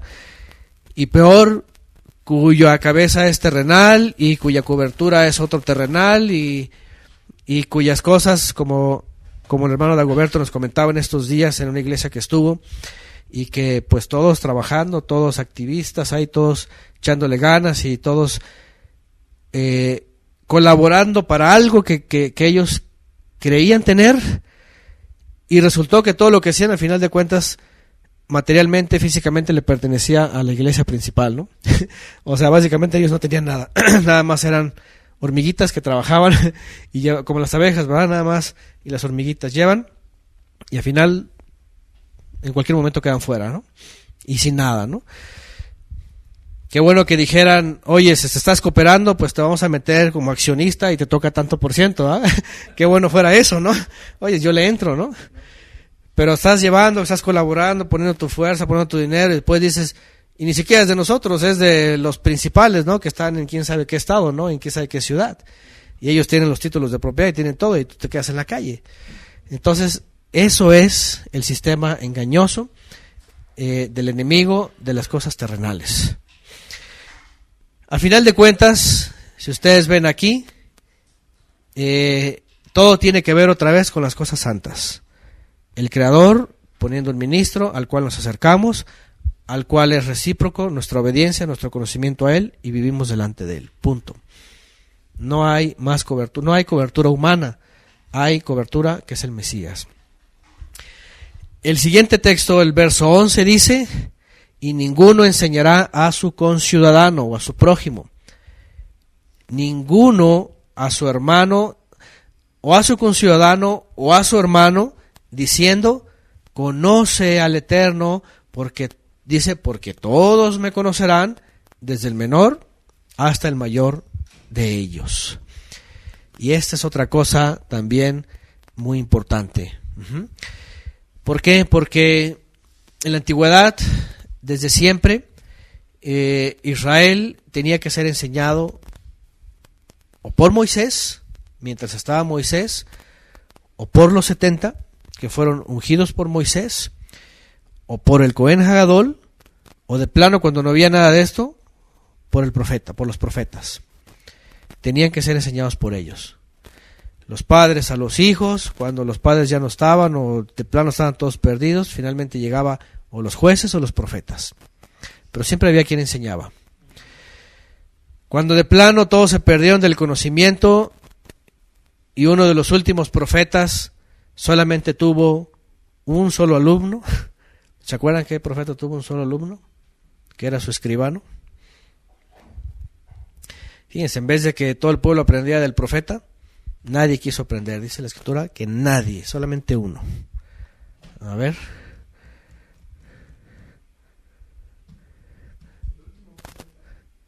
Pues uno de los últimos profetas antes del exilio. Ahí está, Jeremías, ya puso Sara, perfecto. Viene su discípulo, que se llamaba, ¿cómo se llamaba? Baruch, ¿sí, no? Baruch, y dice que de toda su predicación, por 4 décadas casi, el único alumno que tuvo era su discípulo. O sea, el único que recibió el mensaje, que fue el que le, ¿verdad? Baruch fue el que le escribió también finalmente le volvió a escribir su libro, ¿no? Y que estuvo ahí con él. Imagínense nada más. De hecho, fue la época cuando estudiamos que decía, vendrá hambre y sed en toda la tierra, ¿verdad? De escuchar la palabra, y si no la escucharán, andarán errantes de un lado a otro. Llega un momento donde queremos ser enseñados por alguien y nadie les enseñaba. Viene el exilio, viene el regreso del exilio. En el regreso del exilio, ¿quién les enseñó? A ver, ¿quién fue aquel que se levantó como maestro? A ver, pregunta examen. A ver si ustedes primero o los del chat, miren, y esos que tienen ellos 15 segundos de retraso, de delay, están retardados ellos. ¿Quién fue el que les enseñó del regreso del exilio? Esdras, muy bien, Sonia Noverón. Esdras y Nehemías fueron los encargados tanto de acompañarlos del regreso como Esdras reunirlos. Ahí dice, en Sucot dice que los reunió y dice que él enseñaba y había intérpretes para los que no ni siquiera sabían ya el hebreo, porque todos venían que arameo, venían que el caldeo, venían que otras lenguas. Y entonces Esdras dice que se levantaba y leía la Torá, dice desde el amanecer hasta el anochecer. De ahí es donde comienza lo que se conoce como Kiseh Moshe, la silla de Moisés, la enseñanza de Moisés. Esdras reorganiza el consejo. A partir de Esdras, en vez de 70 vienen 120, y ellos empiezan una enseñanza rigurosa. En la semana alguien me preguntaba cuál es el origen de la parashá y de la haftará. El origen de este tipo de enseñanza comienza con Esdras. Cuando regresan del exilio, es importante que vuelvan a conocer la Torá, y entonces dice que les enseñaba comenzaron en Sukkot. Antes la enseñanza la hacían cada Sukkot. Después del regreso, aparte de Sukkot, empezaron a hacer escuelas de enseñanza, lo que le llamaban posteriormente la yeshiva. Y en la yeshiva se acercaba un maestro e instruía a los primogénitos y después a todos los varones para que aprendieran la Torá. Se tomaban de porciones. Me parece que antes llevaba 3 años estudiar toda la Torá, iban más detalladamente. Y aquí viene lo que se conoce como la parashá. La parashá significa parcela. Es un pedazo, en las eras, hacían las parcelas, que eran las porciones de tierra, y eso le llamaban una porción de la Torah, como que la dividían. Y entonces decían, este Shabbat nos toca tal, y van a hacer aliyot, y subían al estrado y leían, ¿no? Bueno, antes era la Kiseh Moshe, la silla de Moisés. Con el paso del tiempo, esto se quedó tradicionalmente, y después de la yeshiva, se reunieron en los lugares que se llamaba Bet Knesset, en las casas de reunión o las casas de estudio, y esa era la forma de estudiarlo. Después ya esto le llamaron sinagoga en griego, y ya después eran templitos, ¿no? Y ya era más elitista, ya era para los mejores, ya después ya se convirtió en un desastre esto, ¿no? Porque empezaron a hacer casas de estudio según la casa de Hillel, según la casa de Shammá, ya cada uno según su rabino, ya cada quien enseñaba lo que quería, ¿no?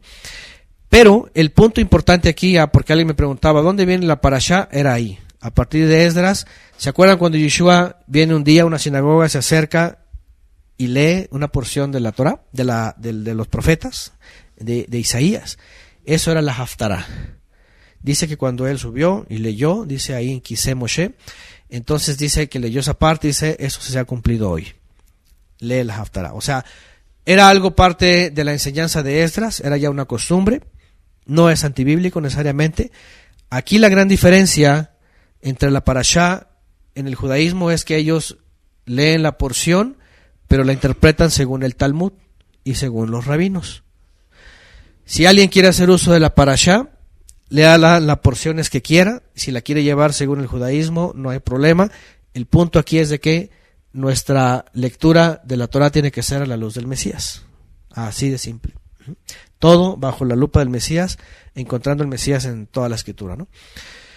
Bueno, a lo que voy es esto. Había una costumbre de ser enseñados, de ser enseñados, de ser enseñados. En la época del Mesías había muchos maestros y todos enseñaban a Israel.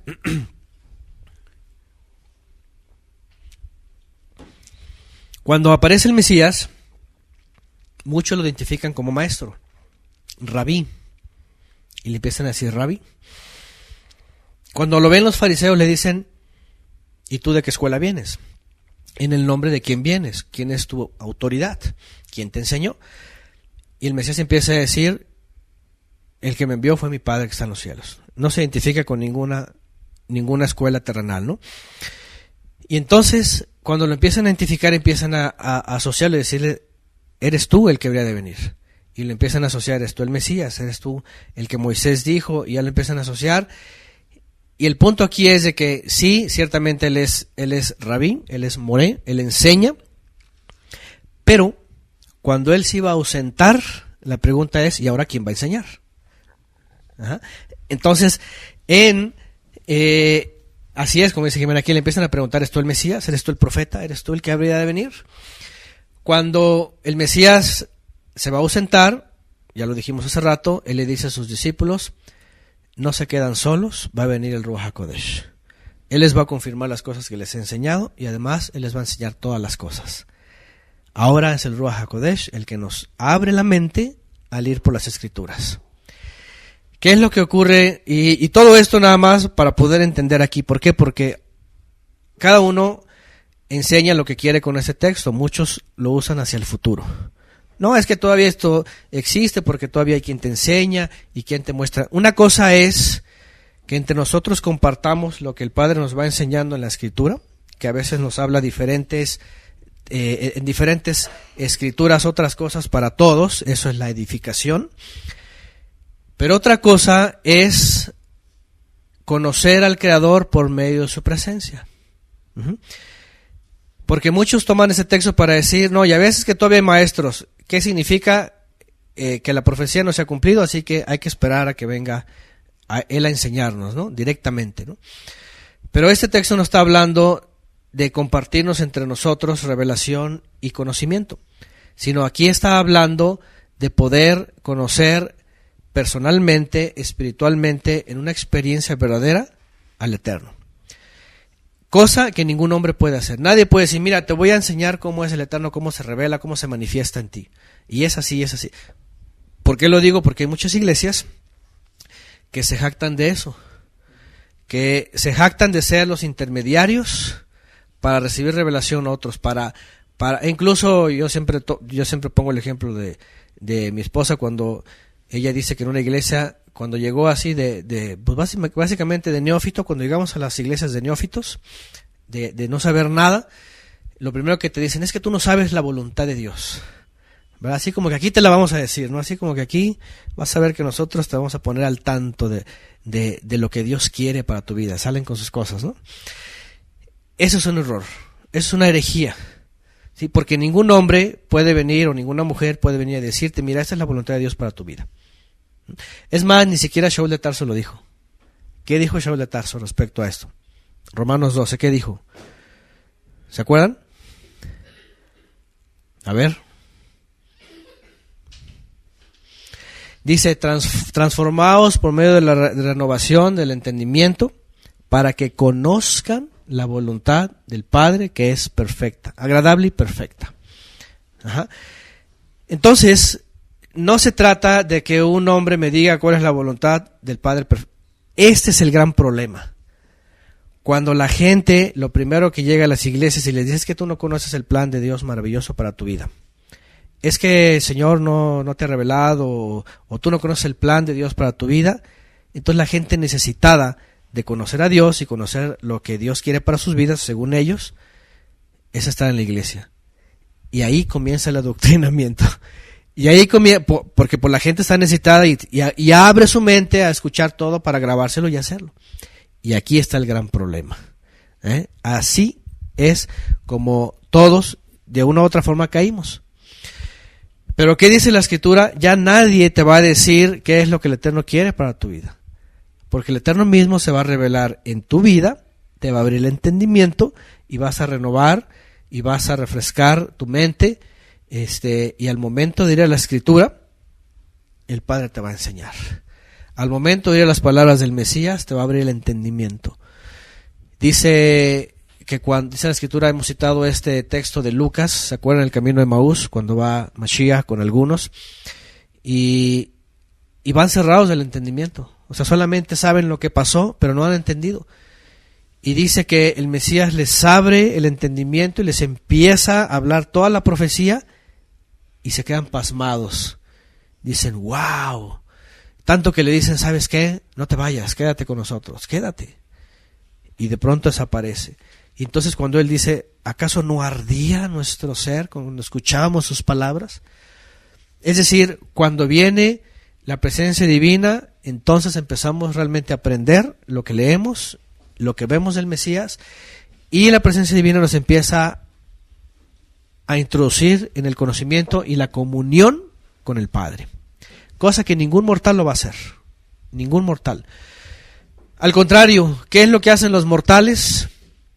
Los mortales, lo primero que, por ejemplo, en las iglesias pentecostales, dicen que la comunión con Dios es o lenguas, o caídas, o maromas, o vómito, o cosas de estas. Imagínense la gente que no sabe nada y que va por primera vez y que hasta los asustan. Y dicen, ¿cómo? Esto es conocer a Dios, y como que no, yo estoy más bien persinado y mejor me voy y me hinco a la Virgen, ¿no? O sea, Así es, y es lo malo. Si vas a cada lugar te empiezan a decir la voluntad, pues ahora sí que del Dios de ellos, para sus vidas, ¿no? Pero esto es el gran error. Es el gran error. ¿Quieres conocer la voluntad del Todopoderoso para tu vida? Está en las Escrituras. En la medida que las leas, las estudias, y en oración, obviamente en comunión con el Padre te va a enseñar y va a ir escribiendo en tu mente y en tu corazón lo que Él quiere para ti. Lo más interesante es de que en la medida del tiempo y en la medida de que nosotros nos vamos conociendo, identificándonos dentro de la familia de la fe, lo más interesante es de que coincidimos unos con otros. Y esto es lo más maravilloso. ¿Por qué? Porque en la medida que somos enseñados por Él, obviamente tenemos que enseñarnos de la misma forma, ¿no? Si vamos a hablar del Creador, el Creador nos muestra a todos cómo es Él, del Mesías como es, de la Escritura vigente, de lo que se hace, de lo que no se hace, de la forma de vida, de lo que es lo que se come, de lo que es lo que no se come, o sea, todo esto. Por ejemplo, si tú vas a un lugar, y eso lo pongo como ejemplo, si tú vas a un lugar y hay otra persona y van a comer juntos, y esa persona te dice, oye, ¿sabes qué? Yo no como carnes mezcladas con lácteos. ¿Por medio de quién fue enseñado? Por el judaísmo, no por el Ruach HaKodesh. Porque el Ruach HaKodesh, por medio de la Torah, no te va a enseñar específicamente eso, sino te va a enseñar las mezclas de carnes y lácteos. Ajá. Así de sencillo. Si estás comiendo con alguien y dice, sí, dame unas carnitas. ¿Por quién fue enseñado? Por la cristiandad, ¿no? ¿Por qué? Porque dicen ellos que pueden comer de todo. Entonces, lo más interesante es eso, que cuando uno nos vamos conociendo, vamos entendiendo la Escritura, sí, somos enseñados de la misma forma. Ciertamente dice, no comerás lo cocinado con el cabrito con la leche de su madre, pero el Creador, por medio del conocimiento, de la experiencia y de toda la información, nos empieza a dar a entender que era un rito en la antigüedad, que no necesariamente estaba haciendo una ley para no mezclar carnes y lácteos, sino más bien no hacer como hacían los cananeos para que lloviera, para que hubiera abundancia y todo eso, y eso era cuestión de un rito. A lo que voy es eso, el Padre nos va instruyendo y nos va haciendo entender incluso algunas cosas que vienen de hacia afuera para poder comprender mejor la Escritura y poder acercarnos de mejor forma delante de Él. Entonces, esta profecía fue cumplida, donde dice, ninguno enseñará a su conciudadano ni ninguno a su hermano diciendo, conoce al Eterno. No hay nadie que te pueda decir, te voy a enseñar cómo se experimenta la presencia divina, nadie, sino que dice aquí, todos me conocerán desde el menor hasta el mayor de ellos. Y esto otra vez, para continuar con la exhortación a los sistemas religiosos, esto otra vez rompe y despedaza toda injerencia de un hombre sobre otro hombre. ¿Por qué? Porque ya no es posible que alguien venga, y es que hay muchos lugares, y sobre todo estos lugares mesiánicos, hay uno, ya saben, del Tehuacanazo, ¿verdad? Donde lo único que sé de esos lugares es donde el individuo, o sea, tiene una injerencia sobre las personas así, dictatorial, de supervisión, de control, o sea, hace una cosa exagerada, así como si, ¿verdad? Entonces, esas cosas no pueden ser posibles.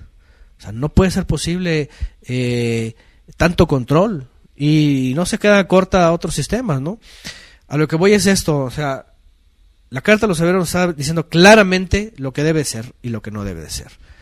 Lo que debe de ser, entonces, se trata de una comunión directa con el Creador, en donde somos un santuario, somos habitación de la presencia, donde quiera que está podemos estar acercándonos a las cosas sagradas, hay una forma de acercarnos a Él, ya hay un intermediario celestial, ya las cosas tienen que ver hacia arriba, no hacia abajo, ya podemos experimentar la presencia divina, por lo cual conocemos al Eterno, experimentamos su presencia, entendemos su misericordia, su amor, entendemos su instrucción también, y no tiene por qué un hombre venir y controlarnos y decir qué es lo que tenemos que hacer, ¿no?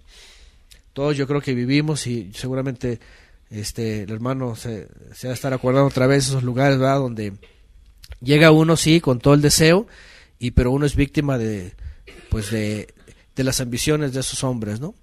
De sus templos, de sus proyectos, y vamos a hacer esto, vamos a hacer lo otro, y tiene que esto y que el otro, a tal grado de ellos establecerse como dioses. Y si algo el feligrés no lo hace como él está diciendo, hay maldición, ¿verdad? Y si alguien sí lo hace como él lo dice, entonces hay bendición y hay prosperidad. Entonces, a tal grado se llega a esto, ¿no? O sea, nada que ver.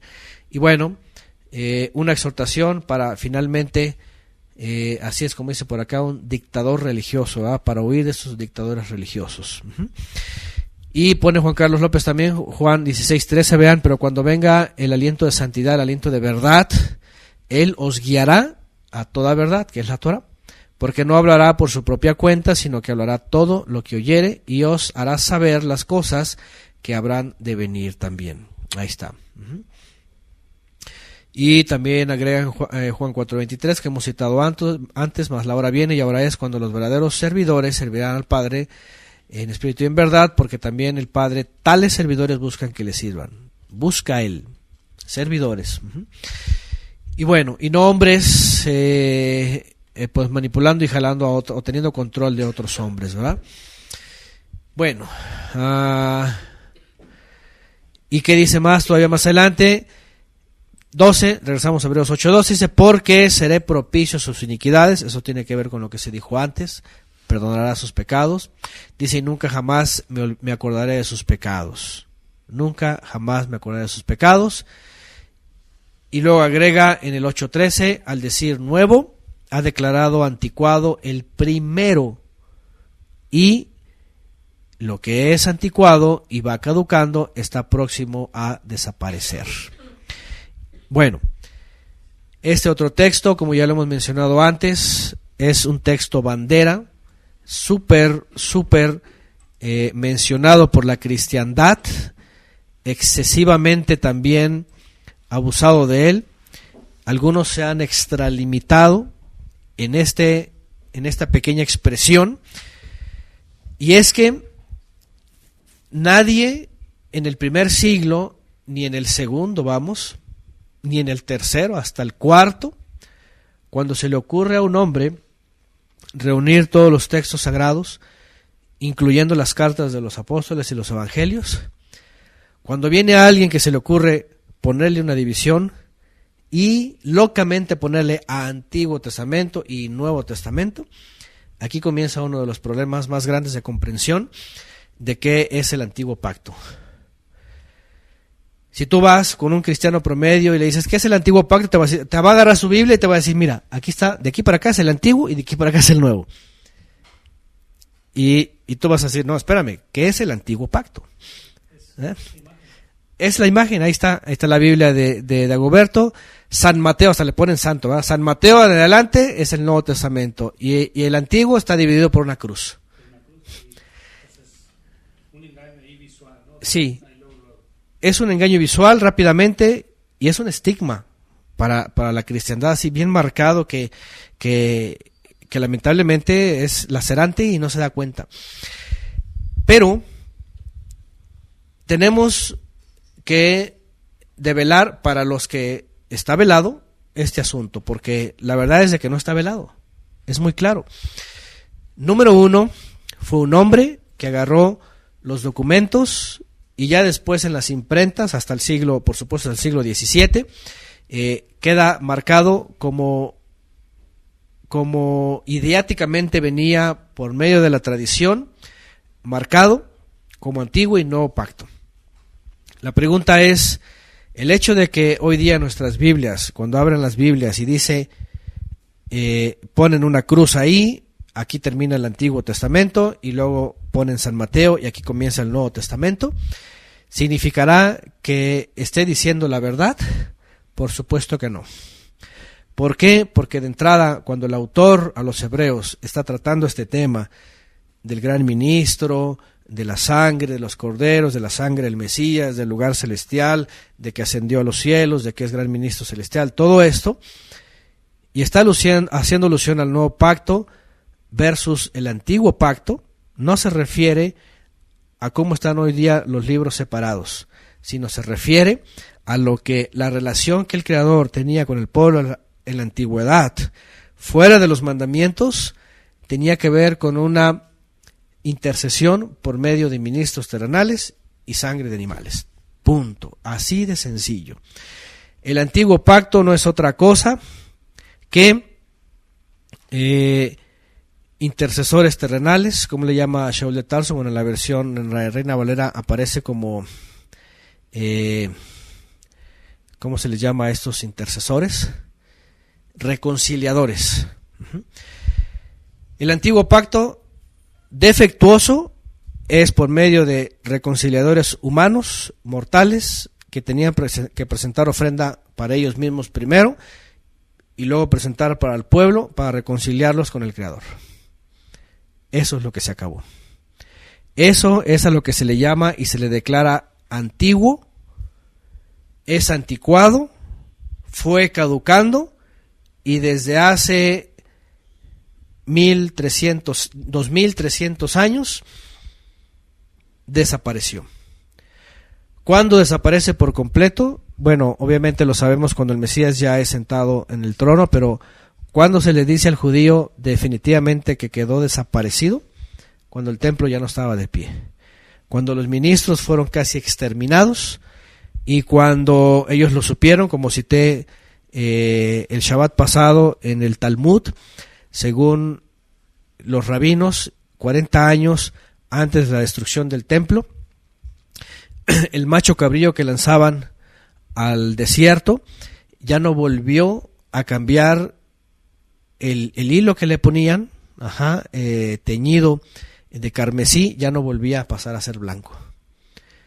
Ahí es cuando ya ellos saben que estaba quedando en desuso, estaba caducando y estaba próximo a desaparecer. Entonces, el punto aquí es esto. Dice el autor de los Hebreos, el punto principal es: tenemos un ministro, gran ministro en los cielos, sentado a la diestra del Padre. Este y el nuevo formato que él enseña de acercarnos a él, a las cosas sagradas, ha dado por declarado y anticuado, caduco y desaparecido lo que hacían los levitas.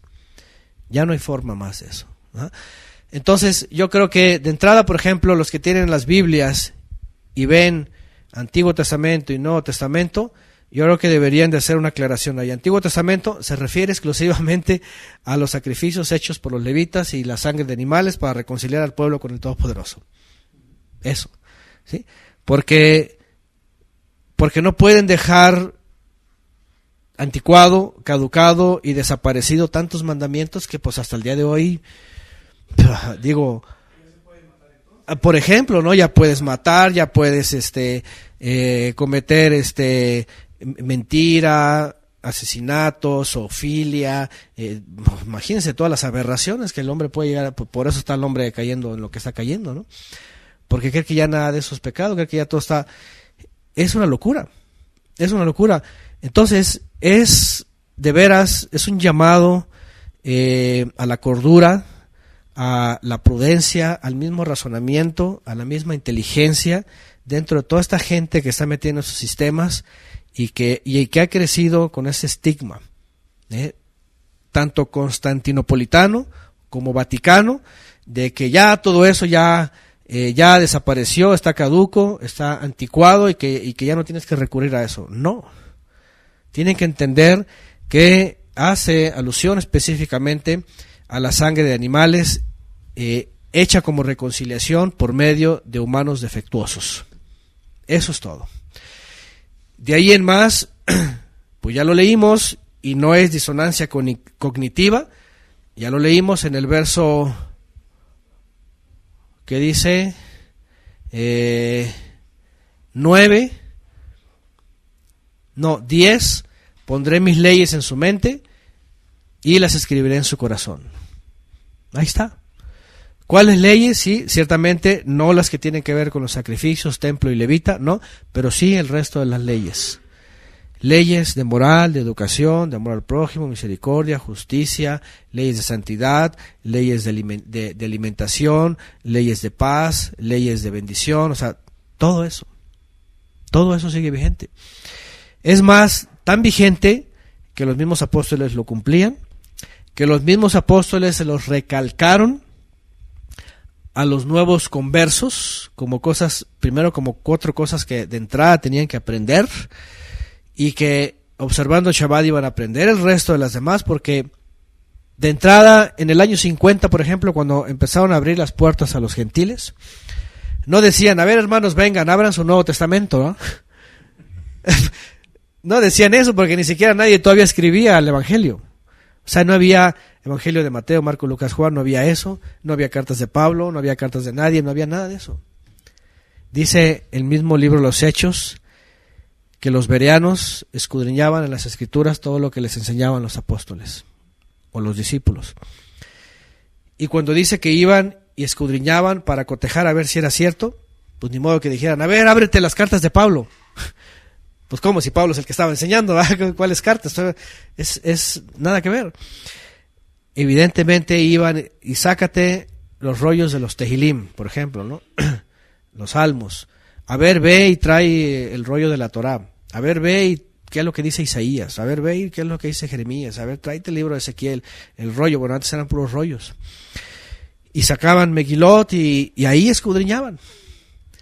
Y obviamente no podían decir al final, mira, agarra estos rollos y tíralos a la basura porque ya quedaron en el antiguo, ¿no?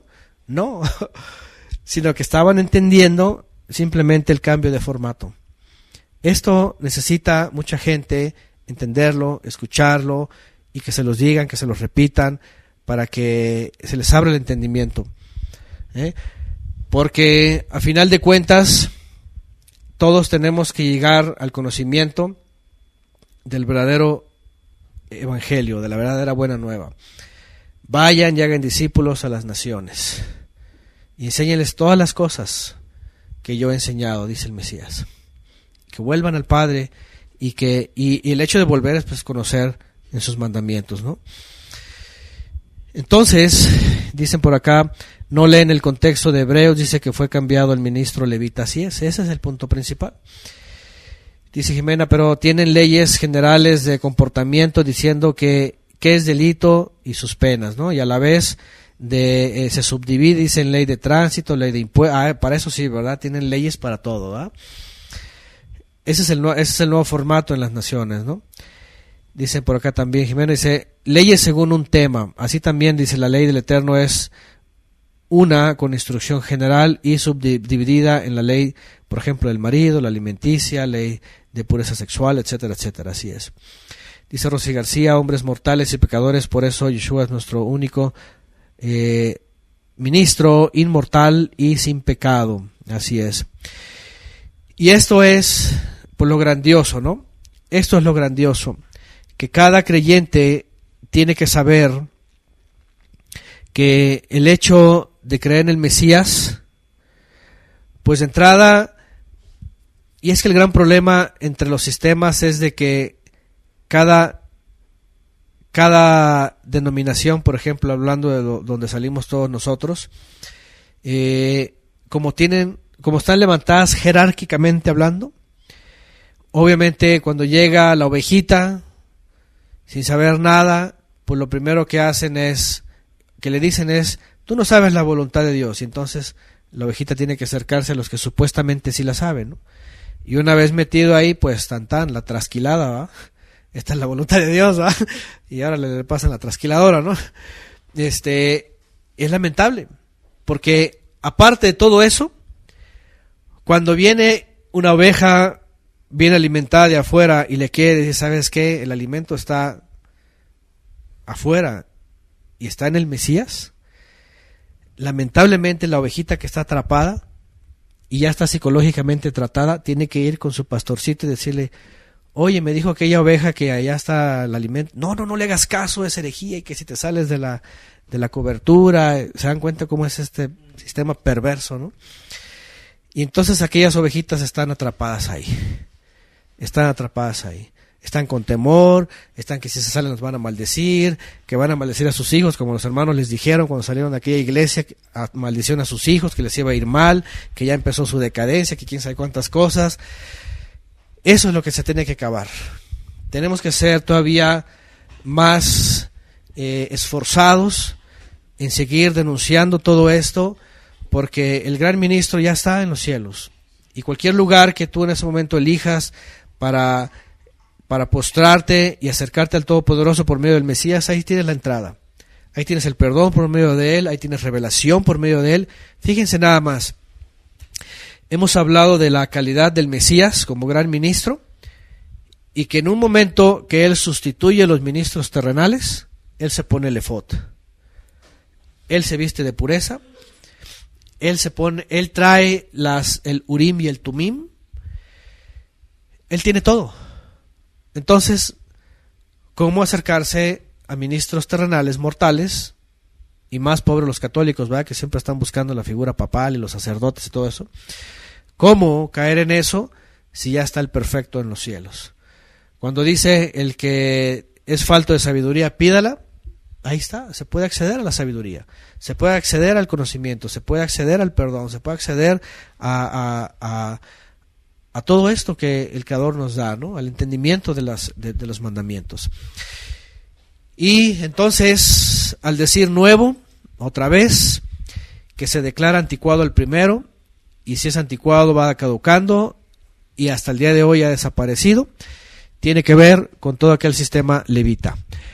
Y para todavía agregar un poco más y terminar con este punto, por otro lado, todavía para empeorar más las cosas en todos estos sistemas religiosos, para colmo de los males, te predican que el antiguo pacto ya pasó y que ya nada de eso, y te lo ponen como la división de las Biblias. Pero para el colmo de los males, todos estos sistemas, mayormente todos sistemas dispensacionalizados, finalmente te predican un reino futuro con otro templo. Y tú dices, oh, por favor, ¿cómo es posible, no? O sea, ¿cómo es posible? Otro templo, más sacerdotes, más levitas, ¿cómo que ya lo están preparando? ¿Cómo que el reino futuro? ¿Cómo? No entienden, o sea, ya de plano es la locura, ¿no? Entonces, no es posible, la gente necesita en esos lugares tener el valor de pensar. Una de las cosas que lamentablemente tanto el mundo hace en las escuelas como en las iglesias que tienen el mismo formato de enseñanza es enseñarles lo que ellos preestablecieron y no pienses, simplemente acéptalo. Así es en las escuelas, ¿cierto? Y así es en las iglesias. Mientras no salgan de las iglesias, ni van a pensar, ni van a aprender lo que deben aprender. Solamente van a ser como computadoras que te digan, ahí te va esto y ponle save, guárdalo. Guardar y listo, quédate con eso. Y ya. Y no te adelantes ni a pensar, ni a preguntar, porque entonces ya caíste de la gracia de ellos, ¿verdad? Y eso es el error más grande, ¿no?, que ha cometido el ser humano, siendo engañado por esos sistemas del enemigo. Y pues bueno, dicen por acá, no les conviene leer, dice Hebreos 7, se les acaba el diezmo aparte, ¿no? No esperaba un lugar donde se predica, dice en contexto de Hebreos. Bueno, ahí está. Las iglesias son empresas, dice Javier Mauricio, porque el diezmo es lo que más les interesa, pero la Torah está lejos de ellos. Y bueno, obviamente todos sabemos esto porque hemos pasado en esos lugares. Estos sistemas, por muy elocuentes que sean sus predicadores, al final de cuentas van a omitir las cosas importantes y que no les conviene a ellos porque que están construyendo sus propios imperios, ¿no? Están construyendo sus propios sistemas, y eso es lo que también los feligreses, los creyentes en esos lugares tienen que reflexionar y tienen que despertar ante tanto abuso. Y bueno, el tema del milenio, dice, es todo un misterio que solo los más instruidos entienden. Sí, para eso sí, no pueden dar respuesta porque el milenio, la Trinidad, el diezmo, todas esas cosas las ponen como difíciles y solamente los superiores entienden, ¿no? Lo que tiene que hacer el resto es simplemente escuchar y no dejar de congregarse, ¿va? Ya saben, ya hemos hablado también de ese texto, ¿no? Cuando le salen con que no dejen de congregarse, como muchos tienen por costumbre, ¿verdad? Y también se lo toman de ahí. Ya explicamos esa parte, que tiene que ver más con las citas santas y no con los días religiosos católicos. Y pues bueno, dice por acá también, claro, el Eterno, bueno, no habita en el templo hecho por manos de hombres, así es. Bien, además dicen por acá, el diezmo es una extorsión. Arriba las manos, ese es el diezmo, ¿verdad? Es un asalto, ¿verdad? Cada domingo, ¿eh? Arriba las manos, ese es el diezmo.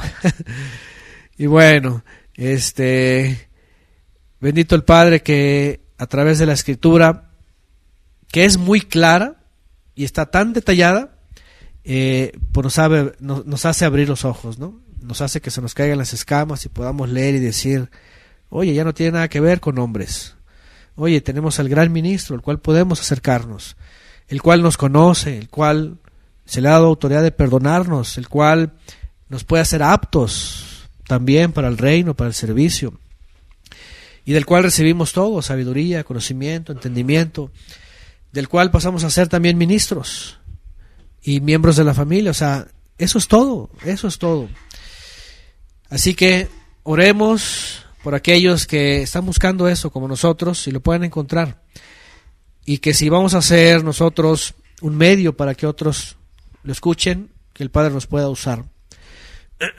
Estas clases tienen como propósito justamente eso, hacerlo de esta forma y que pueda llegar a muchos, porque con el paso del tiempo, obviamente,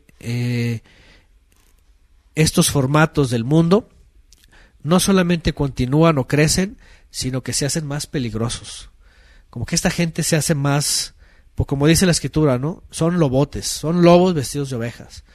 Y un lobo, pues no se tienta el corazón. O sea, estos tipos están ambiciosos, materialistas, codiciosos, y pobre gente que está sufriendo, ¿no? Siendo atormentada, siendo ya de por sí trasquilándolos, ¿no? Pero aparte abusando de ellos, abusando de sus fuerzas, abusando de todo, y pues no es algo que el creyente que desea entregarse al Eterno pues deba de sufrir, ¿no?